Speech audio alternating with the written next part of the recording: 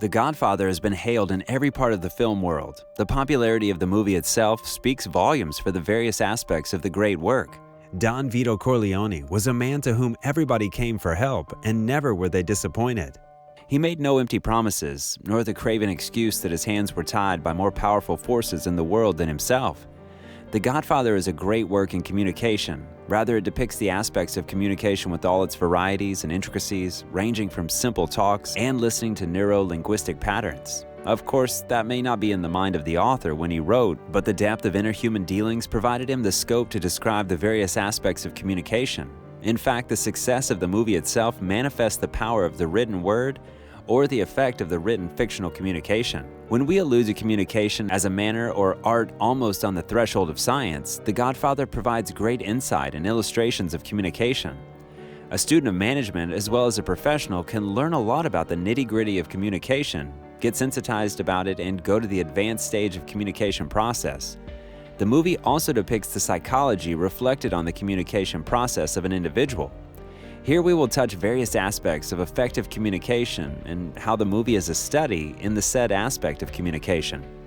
To go deeper into the depiction and depth of communication manifested in the movie between and among various characters, one needs to understand the characters, the various situations, and the psychological level of the character, and how is it reflected on the aspects of communication like speaking, listening, and body language. These three aspects have been vividly and impeccably dealt with in the entire movie and the course of unfolding the plot. The characters like Don Corleone, Michael Corleone, Tom Hagen, and Solozzo are worth studying in communication. Similarly, some situations like the Don's daughter's marriage and his listening to the visitor's woes and conversation, Tom Hagen's conversation with Jack Waltz, Michael's talk at the hospital with the family, and Solozzo, Don's talk with everyone around are worth observing as it provides ample psychoanalysis and its reflection on communication of the individual.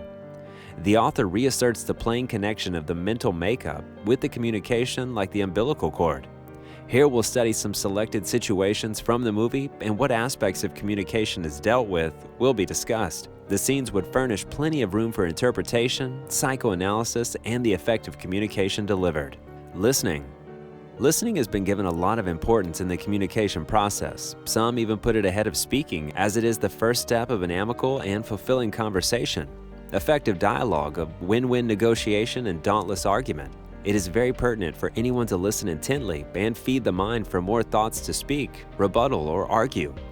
An excellent example of listening is seen when the guests who come with a request for favors to the Don narrate their experiences or wishes, and the Don patiently and intently listens to each and every spoken word. He not only listens to the spoken word, but also the unspoken words, observes their body language, and interprets the conversation in his own way, supported with strong logic and reasoning. "What is your justice? An eye for an eye," Bonacera said. "You asked for more," the Don said. "Your daughter is alive." A seasoned professional who has mastered the time-tested trait of good communication listens intently, and does not retort or respond immediately, but lets the words move around among the faculties of his mind. The response would come with the finishing of reasoning and evenness required. Speaking. Speaking or delivery has generally been considered as the highest and most important aspect of communication, though the experts would not put it ahead of listening or body language, but at par only, as it is the medium to reach out to others, impress and convince them. People are easily impressed by a good talker or speaker, with his manner, voice, and intonation, but that also does not mean he's a good all-around communicator. The synchronicity of mental makeup, clarity of thought, reflection of personality, and body language is very pertinent to speaking. What one says or does not say manifests a lot about the personality traits. The fundamentals of speaking, like clarity of speech, use of apt language, assertiveness, tone, and intonation, all play together to make it more and more effective. Speaking is the aspect of communication that's used for expressing emotions, thoughts, persuasion, negotiation, discussion, and even reprimanding. The manner and all the aspects may vary from situation to situation or person to person. What one says, also in a particular situation, shows his level and capacity. During the wedding of the Don's daughter, when the Corleone family came to know that the cops are moving in the street, noting the numbers of the visitors' cars, everyone was anxious and Sonny was angry. The Don calmly put the matter, saying, "I don't own the street. They can do as they please." It shows his mental makeup, unperturbed manner of dealing with situations, and confidence that nothing is going to happen. A seasoned man of negotiation and communication who understands the situation and people, also knows how one would act in a particular situation. When the Don mimicked Johnny Fontaine in order to reprimand his ways, he knew how each of his sons would have reacted to the mimicry. Santino would have sulked and behaved badly for weeks afterwards. Fredo would have cowed. Michael would have given him a cold smile and gone out. A seasoned communicator also anticipates the effect of his words and actions and manages his communication accordingly. Negotiation is a day-to-day, even for leaders and managers. It's not just a situation or temporary phase, but a prolonged phase where one has learned negotiation and skills of communicating. It comprises of everything: clarity of thought to begin with, listening, speaking, and even when to call the shots. Tom Hagen shows wonderful skills of negotiation when he meets with Jack Waltz, the Hollywood biggie. He keeps his mind calm and focuses only on the core of the negotiation without being carried away, even though he was not treated well or abused. The noteworthy thing was he knew his role and limits in the negotiation process and was equipped for the negotiation with all its skills. Hagen had learned the art of negotiation from the Don himself. Never get angry, the Don had instructed. Never make a threat. Reason with people. The art of this was to ignore all insults, all threats, to turn the other cheek. After all, what's the purpose of negotiation or communication? To get things done or reach a conclusion you desired. When we talk about communication and expressing, it is also important for leaders or a manager to know what to communicate and what not to communicate.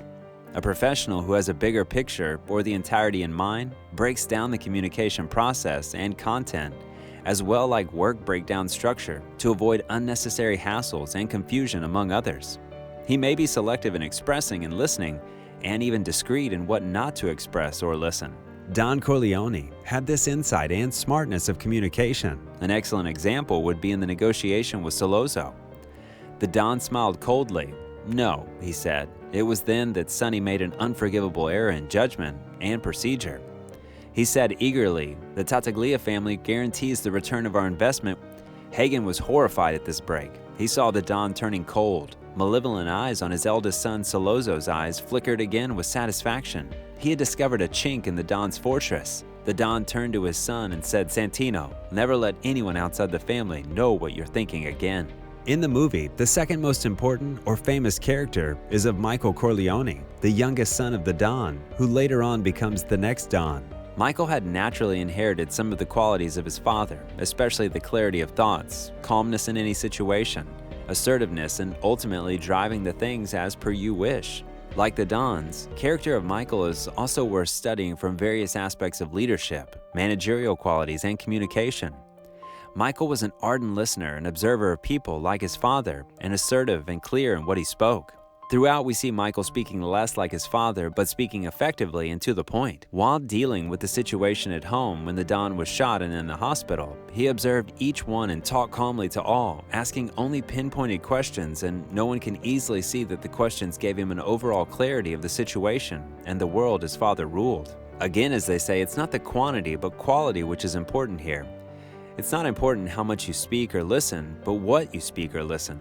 Sometimes a one-liner is more effective than an entire essay. A trait worth noting in Michael was his frankness and assertiveness when he talked. His tone also would be shaped as per the content and the situation. It's not a stimulating but a natural trait or comes after the time-tested practice. The trait many leaders and managers can boast of. He talked to the point and for the effect in the right direction. When the nurse, on pretext of the hospital rules, refused to help him in shifting his father, who had a threat of life in the hospital that night, he became persuasive. Michael spoke very quickly. "You've read about my father in the papers. You've seen that there's no one here tonight to guard him. Now I've just gotten word some men will come to the hospital to kill him. Please believe me and help me." He could be extraordinarily persuasive when he wanted to be. Michael also was good at sizing up people and the situation and using communication accordingly. When he was hit by the corrupt police officer in the hospital who favored Sollozzo, he kept his anger in check, and even when asked by the lawyer, he lied about the injury in order to hide his true feelings and motives. At all costs, he wanted to hide the delicious, icy chilliness that controlled his brain, the surge of the wintry cold hatred that pervaded his body. Michael also had the knack, like his father, in practicing listen to the message, not the words. It's a wisdom that managers and leaders need to comprehend and practice when dealing with different people in complex situations. When he was negotiating with Sollozzo in the restaurant, he could read the message of threat, fear, and desperation in Sollozzo as the Don had survived. There was a receding confidence in Sollozzo, and he came to the table out of fear and not interest. Michael understood the message in its entirety and acted accordingly. One had to comprehend why it is being said, how it's being said, and its relevance with the past, current, and future situations to understand the message from the words. Body language and kinesis. In the entire communication gamut, body language, or kinesis as they say, plays a very significant role. It's said that the body with all its size, contours, and movements speaks more than the tongue. One also must watch the body movements as it's more important than listening to words sometimes. The Godfather is a fine specimen of these neuro-linguistic patterns of people and its varied facets. The depiction of body language, natural or simulated, its role in communication, and its effect have been brilliantly dealt with. Many times it looked like a psychoanalysis expert described the kinesis of individuals. Such was the intricacy. A good communicator understands the importance of body language, so he's conscious about it while practicing and observing. Sonny was listening intently to every intonation in Clemenza's voice. The emotion seemed genuine, but it was part of the fat man's profession to be a good actor. The sudden relief from fear that flooded his body made Hagen flush with shame. Sollozzo watched him with a quiet, understanding smile. Hagen saw Sollozzo's face go pale, his eyes glitter with rage. Sollozzo was looking at him speculatively, and suddenly Hagen knew he was no longer to be set free. It's believed that one can easily simulate or fake the words, but under certain conditions, especially emotional and mentally draining conditions, one cannot simulate the kinesis, and it reflects what situation of one's mind then. Body is the first thing that communicates, and communicates transparently. Only thing required is to understand that language with precise observation skills. Communication is a tool for an effective manager or leader, not the end to express his thoughts or vent out feelings and frustrations. So he uses it like tools, sparingly and knowing when to use which tool and how much. The entire cycle of communication begins from the overall bearing and personality, the mental condition and readiness, then sizing up the situation and persons, the method of communicating, from speaking, listening, and body language, effectively driving the point or matter home and/or comprehending. The Godfather has provided amples of example communication, negotiation, kinesis, and personality traits, and one can learn from such a depiction of human psychology and situation quickly than real-life situations sometimes, or put them into practice in real-life situations. Thanks for watching. If you like this video, make sure to subscribe for more.